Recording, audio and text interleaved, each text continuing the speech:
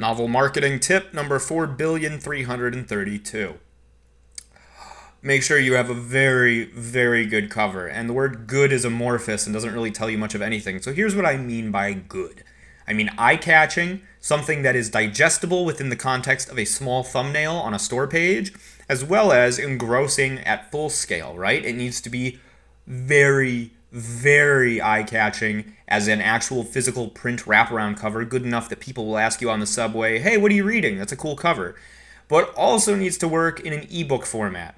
It needs to do everything simultaneously. It can't be too complex, but it also can't be too basic. It needs to be distinct without alienating people.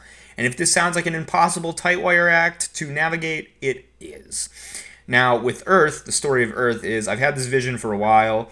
Many years ago, someone took a picture of Bryant Park in New York City, and I thought it's the most gorgeous sunset picture I've ever seen in my life. And if I ever get a chance, I'm going to novelize it, right? I'm going to add a fictional spin to that cover, to that picture, and make it my cover, right? I'm going to adapt it. And that is how this cover came to be, a cover which I haven't gotten praise for much in my life, but one of the things I've gotten praise for is this cover, which came about thanks to me basically enslaving a freelancer, bless their heart, by the way. No, I paid them fairly, don't worry about that.